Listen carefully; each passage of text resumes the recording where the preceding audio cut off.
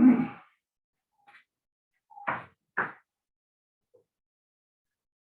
Hello,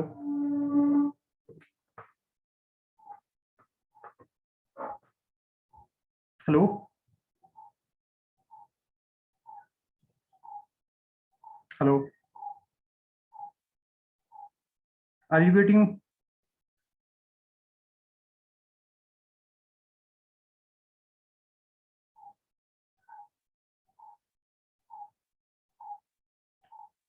Are you getting my voice? Yes, sir. Okay. Good afternoon, class. So, in previous class we have seen the conditional probability. ठीक है, ये बच्चे समझ में आ गई थी? आपके अभी क्लास थे क्या कहीं? इससे पहले क्लास चल रही थी क्या कोई? जी हाँ बच्चे,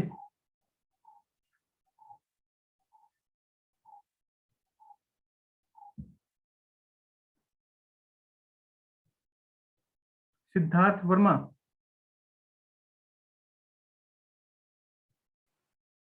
यस सर। बच्चे अभी आपकी क्लास थी कोई इससे पहले? यस सर, प्रिया मैम की। अच्छा, इसलिए बच्चे अभी तक जुड़े नहीं है। Only 6 you have their.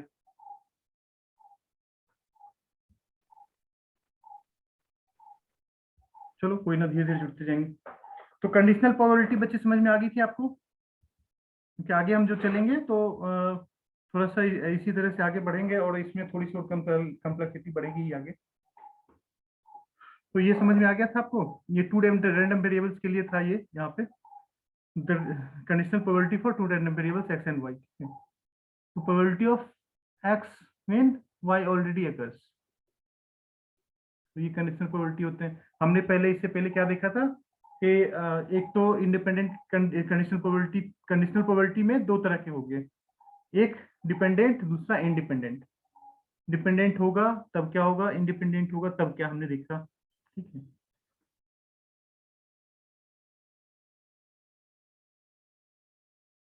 तो यहाँ पे जो कंडीशनल प्रोबेबिलिटी है वो आप हमने देखा बेस रूल से। यहाँ पे गिवन था ये पॉइंट, जॉइंट प्रोबेबिलिटी और जो कंडीशनल प्रोबेबिलिटी है उसमें ये रिलेशन यहाँ से हम, ये है आपका। और this is from the base rule that we have seen earlier also.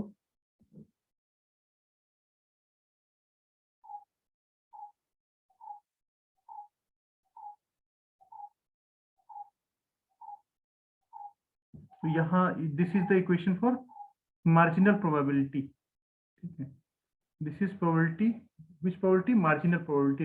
This equation is called as marginal probability. ये और ये दोनों, this is marginal probability. On the basis of that probability, we have seen the numerical also. Is there any problem with this relation or in the previous or till now which we have covered? Is there any problem from there? Is there any problem? No. Then this is cumulative distribution function. ठीक है, cumulative का क्या मतलब होगा? Summation होते जाता है। Cumulative मतलब sum total. Cumulative distribution function is denoted in short is CDF. It is CDF in short and denoted as fxx. That means random variable x, जो यहाँ पे ये जो रोमन में x लिखा है वो क्या है? रैंडम वेरिएबल x है, and taking the value small x. This is expressed, this is interpreted as the random variable cumulative distribution function of random variable x having value or having value equal to or less than x. ठीक है, तो इसका statement आपको ध्यान रखना पड़ेगा। What is fx? This is cumulative distribution function of random variable x having value less than or equal to x. ठीक है, तो यहाँ पे this is the statement of cumulative distribution function fxx. This is probability of x less than और equal to x. ठीक है, probability of random variable x having value less than or equal to x. So this is called as cumulative distribution function. So there are some certain properties of cumulative distribution function. First one, probabilities fx x greater equal to 0. ठीक है, इसका क्या मतलब हुआ? fx x मतलब cumulative distribution function of x having value x is greater equal to 0. तो ये this is equal to probability of this one, probability of x having value less than or equal to x. तो ये क्या होगा आपका 0. probability of x, there are 4 function there. So probability of certain for probability of random variable x having value less than or equal to x. The second one is probability of a random variable x having value less than or equal to infinity. This is probability of x having value less than minus infinity. And second one is probability of x having value less than or equal to x is a non-decreasing function. That is fx x1 should be less than equal to fx x2 for x1 greater equal to x2. ठीक है, so this is the 4 properties.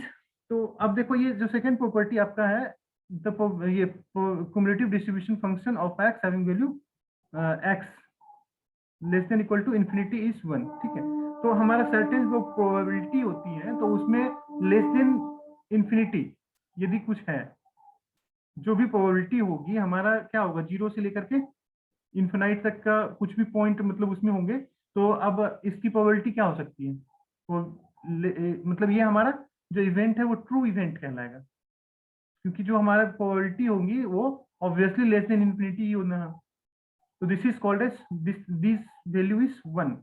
Why the value of the probability of x taking value infinity, taking value in less than or equal to infinity is 1. ठीक है, taking less than infinity है ना, तो उसकी value 1 ही होगी. Probability ये क्या है? आपकी सक्सेस इवेंट है. सक्सेस इवेंट होगा तो वैल्यू 1 और फेलियर इवेंट होगा तो वैल्यू 0. तो एफ एक्स इंफिनिटी का आप सबसे पहले एक मतलब ये समझिए कि ये है क्या, इसको कैसे हम डिफाइन करना है, कैसे करते हैं. तो this is cumulative distribution function है. ठीक है, जो कि इक्वल टू क्या होगा?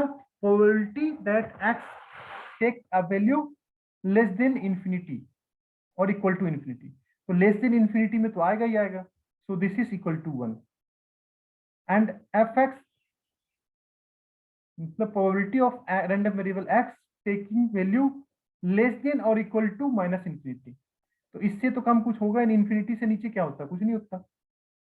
तो जो भी होगा वो आगे ही आएगा. लेस देन और इक्वल टू इंफिनिटी में तो ठीक है, इवेंट सही है. और यहाँ पे क्या होगा? लेस देन और इक्वल लेस देन में नहीं जाएगा ये इंफिनिटी में, इस वैल्यू में लाई करेगा नहीं. तो दिस इज फॉल्स इवेंट. तो दिस इज वैल्यू 0.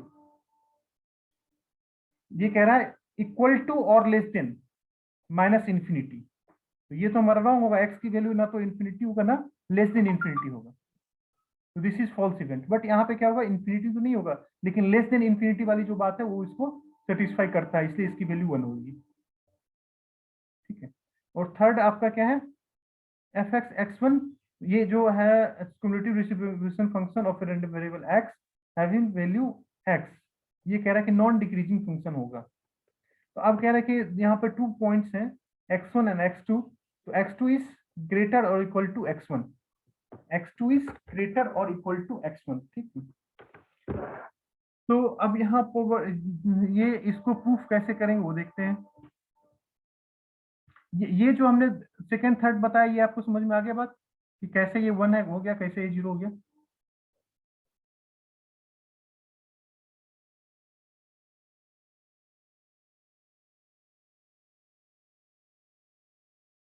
हाँ जी, हेलो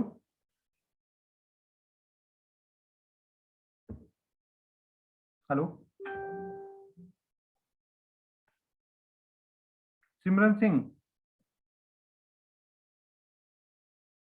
हेलो सिमरन।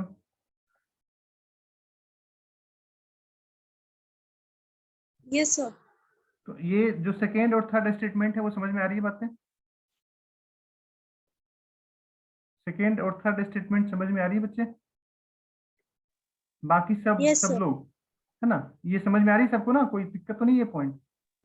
सर क्योंकि इसका स्टेटमेंट ही क्या कहता है, this is cumulative distribution function, और ये स्टेटमेंट क्या कह रहा है, probability of random variable X having value less than और इक्वल टू एक्स। यहाँ पे क्या है, less than equal to infinity, तो इक्वल टू में तो नहीं होगा, लेकिन लेस देन जो है वो तो होगा ही, ऑब्वियसली होगा। तो इसलिए ये इवेंट सही है, इसलिए इसकी वैल्यू 1 हमने यहाँ पे पॉइंट दिया हुआ है 1।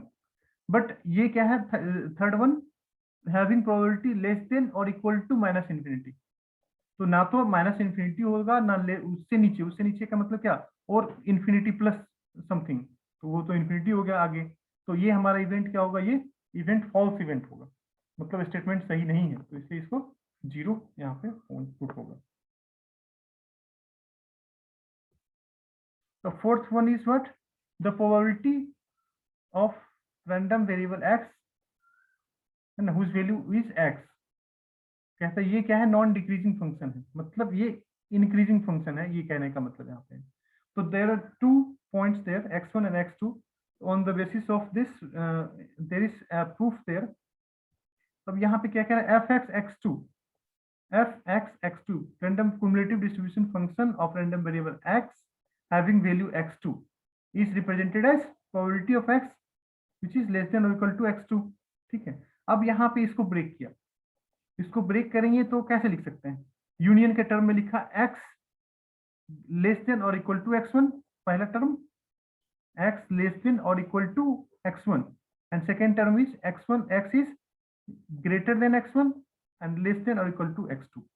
मान लो कोई ये सर्किल है मान लेते हैं, तो x की वैल्यू पहले x1 है फिर x2 है, तो x कह रहा है x जो होगा वो x1 से लोअर होगा या x1 के बराबर होगा, और x2 क्या है, वो आउटर रिंग में होगा।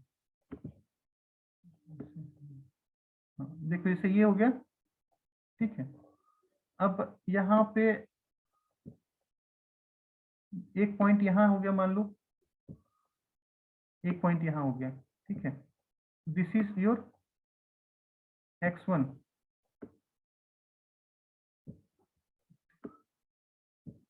ठीक है, this is x1 and this is your x2।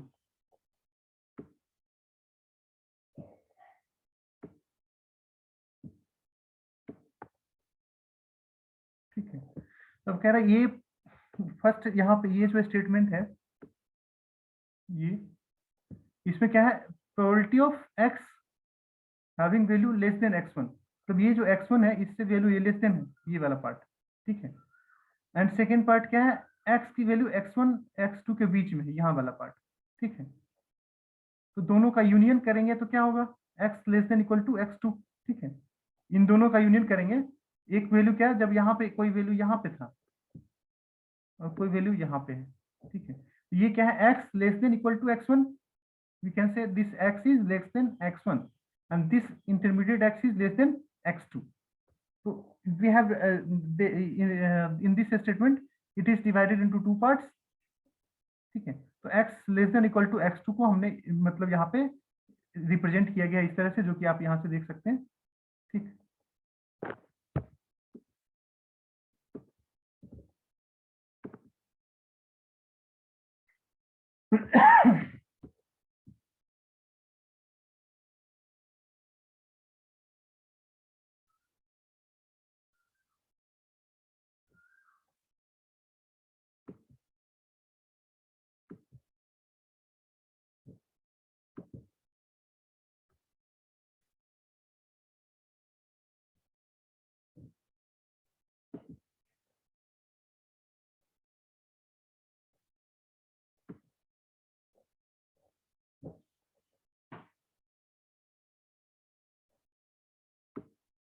ठीक है, तो ये आपका यहाँ पे ये जो x इक्वल टू और लेस देन x2 था, इसको हम यहाँ पे इन दिस फॉर्म में रिटर्न किया गया है। तो अब चूंकि आपको पता है कि ये दोनों क्या है, डिसजॉइंट फंक्शन है। डिसजॉइंट फंक्शन मतलब क्या, फंक्शन जो है वो एक दूसरे से एक दूसरे से डिफरेंट है, इंडिपेंडेंट है, ठीक है। तो जैसे ये यहाँ पे क्या कह रहा था,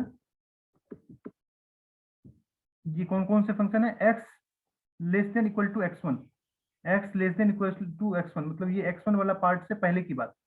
और दूसरा क्या कह रहा है, x in between x1 x2। तो एक आपका यहाँ पे पॉइंट है, दूसरा पॉइंट यहाँ पे है, ठीक है।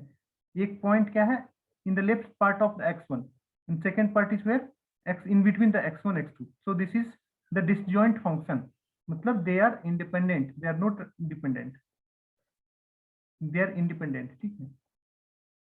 तो जब वो दोनों इंडिपेंडेंट होंगे तब ये केस है, तब वेयर तो यहाँ पे इसको probability of, this is probability of union, union probability ना, so it will be added simply. So probability of x less than equal to x1 plus probability of x greater than x1 and less than equal to x2, ठीक है। so there are two cases here. So this is what the probability, the cumulative distribution function f(x) having value equal to or less than x1.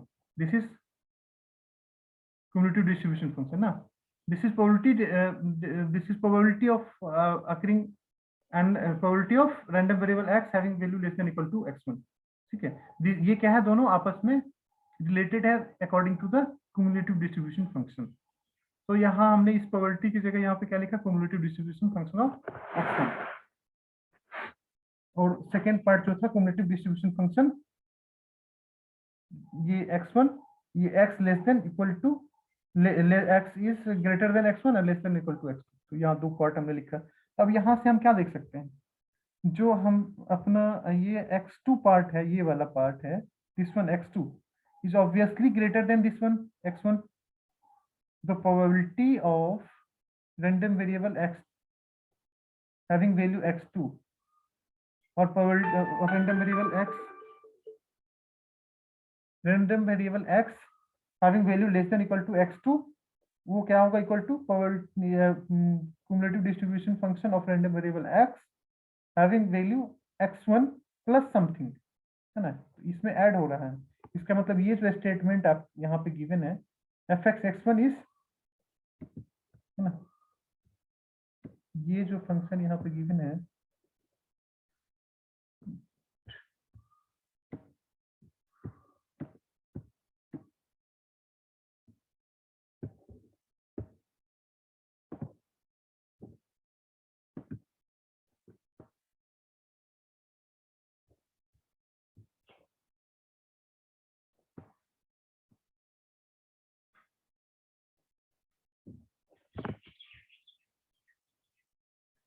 तो ये जो fourth statement है वो आपका statement क्या है, सही स्टेटमेंट है according to the this proof we can say that this is accurate. ये बात समझ में आई? Hello, Yes, sir. ठीक है, ये सिंपल है। और आप यहाँ से from this last 10.25 expression we can conclude that the 10.24d is correct and f(x) is a non-decreasing function, मतलब f(x)(x1) जो है और f(x)(x2) है। f(x)(x2) जो होगा वो ग्रेटर होगा when x2 equal to or greater than x1, so this is non-decreasing function।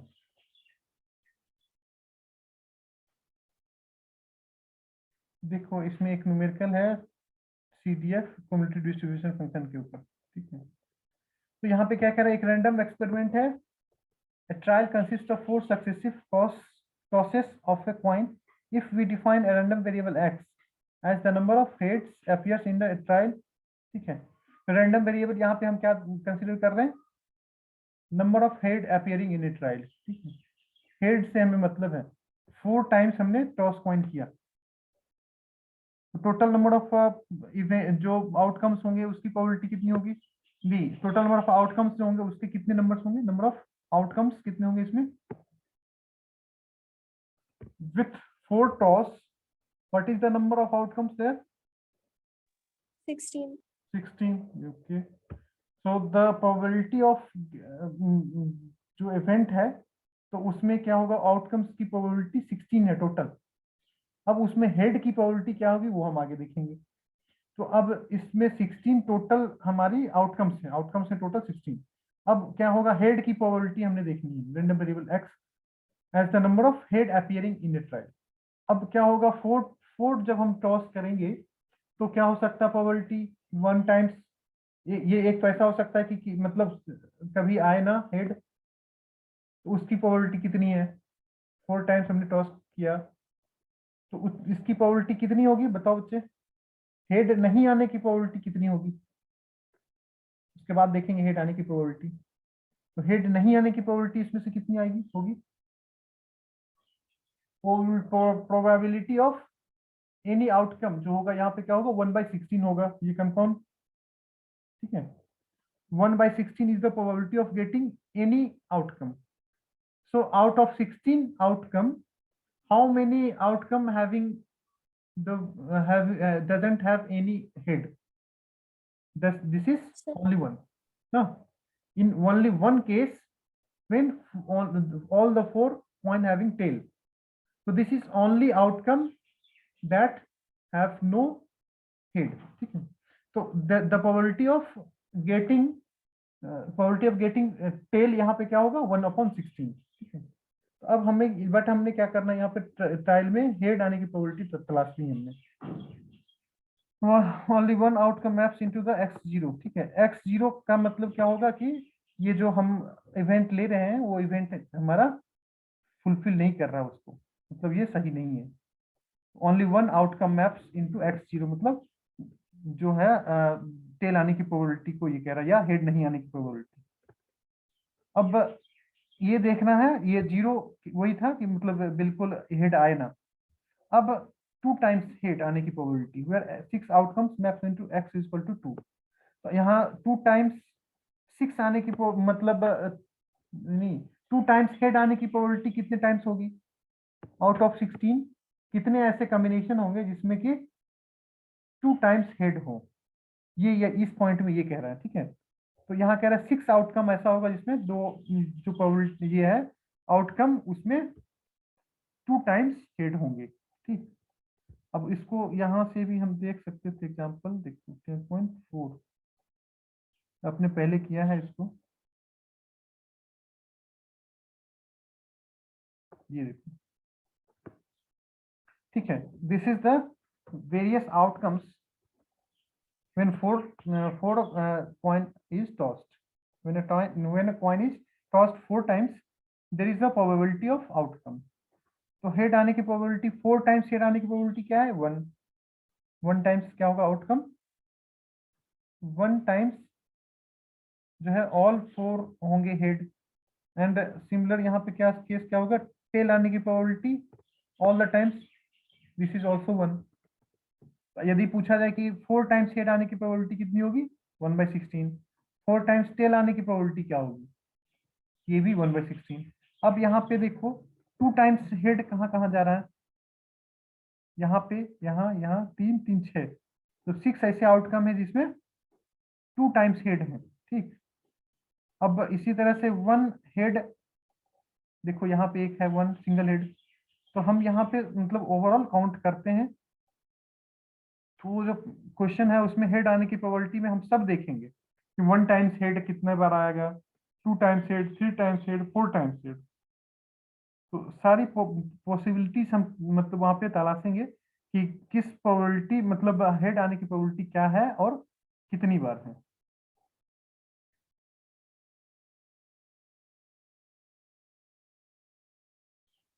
ठीक है, तो ये 6 outcome maps into x equal to 2, तो पी एक्स 0 टाइम्स आने की प्रोबेबिलिटी 1/16, 0 टाइम्स हेड आने की प्रोबेबिलिटी 1/16, 2 टाइम्स हेड आने की प्रोबेबिलिटी 6/16, ठीक है, क्योंकि ऐसा 6 आउटकम ऐसा है जिसमें 2 बार हेड है और 1 टाइम्स ऐसा है जिसमें हेड नहीं है, 0 है। So the probability px0 means probability head आने की probability यहाँ पे 0 है, वो एक बार हेड आने की probability 0 है। This is when in the condition although all 4 tail is there, when we toss a coin and in every toss there is the outcome is tail. So this is 1/16. 4 times head आने की probability भी 1/16, ठीक है। तो ये अब statement समझ पा रहे हैं बच्चे? ये स्टेटमेंट समझना जरूरी है कि ये क्या लिख रहा है। Probability of x having x equal to 0, मतलब हेड आने की प्रोबेबिलिटी, जो हमारा इवेंट है वो आने की प्रोबेबिलिटी 0 है यहाँ पे। और ये 4 टाइम्स हेड आने की प्रोबेबिलिटी, 1 टाइम्स हेड आने की प्रोबेबिलिटी और 3 टाइम्स हेड आने की प्रोबेबिलिटी, ठीक है। तो जब हम टोटल आउटकम्स देखेंगे तो उसमें हम देखेंगे कि जो हेड है तो 4 आउटकम्स ऐसे होंगे जिसमें 1 हेड है और 3 टेल्स हैं, ठीक है। सिमिलरली 3 हेड और 1 टेल, ये भी 4 टाइम्स है, ठीक है। तो अब इसकी टोटल ये क्या हो गया 1/4। अब px2 ये है 6 टाइम्स, मतलब 2 टाइम्स हेड आने की प्रोबेबिलिटी कितने में है? 2 टाइम्स जो प्रोबेबिलिटी होंगी, 2 टाइम्स हेड आने की प्रोबेबिलिटी टोटल आउटकम्स में ये है 6 टाइम्स, तो ये 3/8 होगी, ठीक है। तो फर्स्ट जो आपका फिगर है, इस फिगर में आप क्या देख रहे हैं? This figure shows the probability density function. This represents the cumulative distribution function. तो दिस इज प्रोबेबिलिटी, ये जो क्यूमुलेटिव डिस्ट्रीब्यूशन फंक्शन है वो यहाँ पे शो कर रहा है fx x से, और this is px x। So this is 0, first probability of px x मतलब px 0, इसकी प्रोबेबिलिटी कितनी है 1/16। px1 मतलब 1 टाइम्स हेड आने की probability, this one 1/4। px2 6 times, so 3/8। Similar 3 px3 is 1/4 and this is 1/16. This is probability of random variable x having value xi। First A वाला जो figure A है वो समझ में आया, या अभी तक इसमें जो हमने किया वो समझ में आ गया आपको? Hello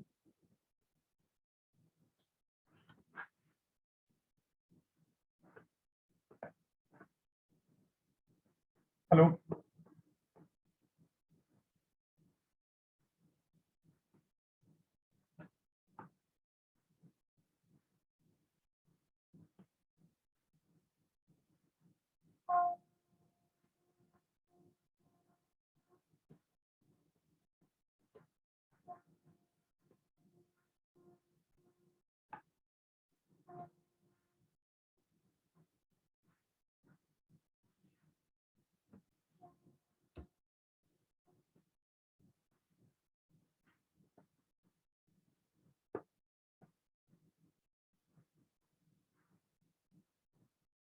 hello, Yes, sir. ये समझ में आया कुछ? Yes, sir. पूरा समझ में आ गया? पूरा समझ में आ गया बच्चे? तो ये क्यूमुलेटिव डिस्ट्रीब्यूशन फंक्शन का बताओ कैसे प्लॉट किया गया है? आ रहा समझ में प्लॉट कुछ? सर हम लोगों ने इसमें ऐड करते गए हैं, जैसे 0 पे जब था तो 1/16, फिर जब 1 पे आए तो उस पे 1/16 प्लस 1/4 किया तो वो ऊपर बढ़ा, फिर से ऐसे ही सबको सक्सेसिव ऐड करते गए हैं। है ना, क्यूमुलेटिव डिस्ट्रीब्यूशन फंक्शन है, मतलब जो है क्यूमुलेट होते जा रहा है, मतलब ऐड अप करते जाएंगे इसमें, ठीक है।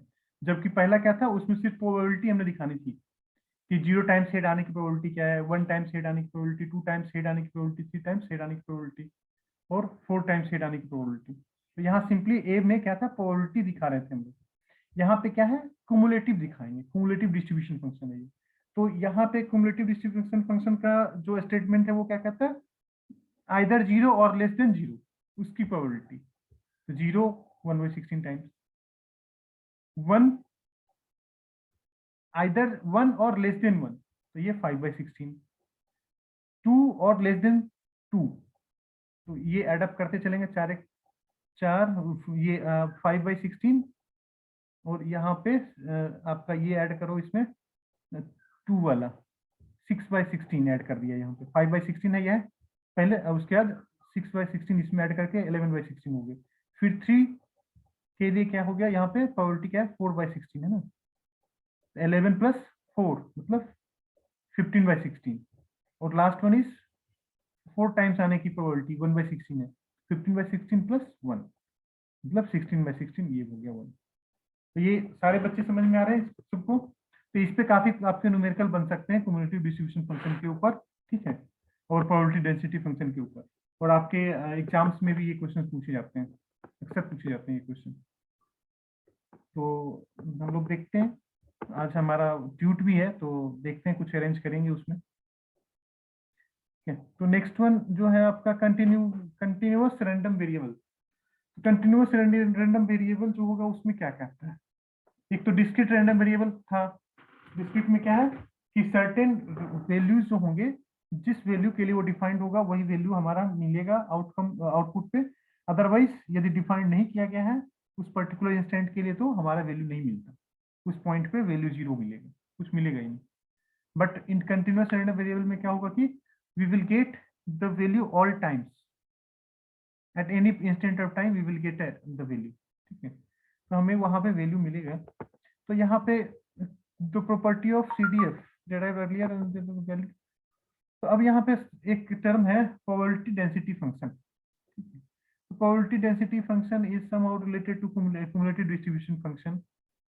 तो यहाँ पे एक case fx plus delta x, ये केस है, ये somehow related with the previous fourth property of the distribution function. वहां पे क्या लिखा, ये x1 x लिखा और x + डेल्टा x लिख दिया, मतलब x2 जो है वो x1 + डेल्टा x यहाँ पे है, x2 is greater than x1 ना, तो x1 + समथिंग इज x2, तो इसी को मोरलेस वहां पे लिखा है fx x + डेल्टा x, ठीक है, तो मतलब something greater than x, delta x greater then x, ये यहाँ पे इसने लिखा, तो ये क्या है fx x plus x x greater than x और x less than x plus delta x, जो सेम यहाँ केस आपने देखा वही केस है इसमें, ये वाला केस, ठीक है, ये जो केस आपका है सेम उसी को वहां यूज कर रहा है। fx x2 मतलब fx1 plus delta x is equal to fx x1 plus px1 probability of x greater than x1 और less than equal to x2, तो सेम ये पॉइंट ही वहां पे वो मेंशन कर रहा है, यहाँ x2 लिख रहे हैं, वहां पे x1 + डेल्टा x कर दिया।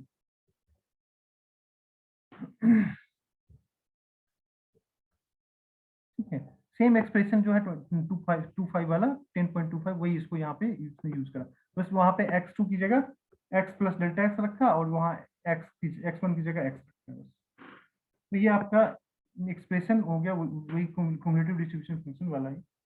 तो इफ डेल्टा x ये इज 0, अब यहाँ पे कह रहा है ये डेल्टा x बिल्कुल अप्रोचिंग टू 0 हो, then we can also express fx + delta x in terms of Taylor expansion, ठीक है। अब इसमें टेलर एक्सपेंशन यूज करा, तो टेलर एक्सपेंशन में क्या होगा, फर्स्ट टर्म तो एज इट इज रहते हैं, बाकी अब यहाँ पे ये जो प्रोबेबिलिटी जो है उसकी जगह पे यहाँ पे डिफरेंशियल फंक्शन एक यूज कर लिया इसमें, तो ये तो प्रोबेबिलिटी है, ठीक है, इस प्रोबेबिलिटी का मतलब क्या है, ये related it is related to somehow cumulative distribution function, तो ये प्रोबेबिलिटी को यहाँ पे क्युमुलेटिव डिस्ट्रीब्यूशन फंक्शन के टर्म में इसने लिखा है बस, ठीक है, तो यूजिंग टेलर एक्सपेंशन। तो अब यहाँ पे अब ये dfx/dx into delta x tends to 0, ये डेल्टा x टेंस टू 0 जब हमने यहाँ पे रखा था तो उसके लिए हमने ये यूज किया है, तो हम ये कह सकते हैं this one is equal to this one, इन दोनों इक्वेशन से, ठीक है, इन दोनों इक्वेशन से हम लोग क्या लिख सकते हैं, limit dfx/dx into delta x और डेल्टा x टेंस टू 0, तो this is equal to this one, ठीक है। तो यहाँ पे अब देखेंगे कि इसका मतलब क्या है,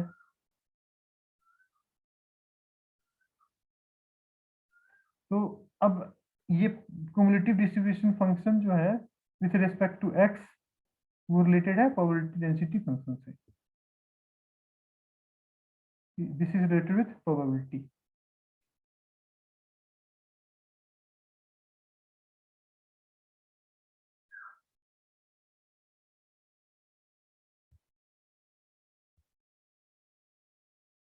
So this is called as probability density function, PDF. PDF is क्या है यहाँ पे? Differentiation of cumulative distribution function. Differential of cumulative distribution function of a random variable x having value x is equal to probability density function of x having value x. ठीक है, तो यहाँ पे probability जो है वो this is a term as probability distribution function and denoted by px into x. Px for a random variable x. It follows the equation this one, that the probability of observing random variable x in the interval this one is this one. Delta x 0 कर दे रहा है, delta x यदि 0 कर रहे हैं तो उसको हम इस टर्म में लिखा है यहाँ पे। तो ये अब यहाँ से f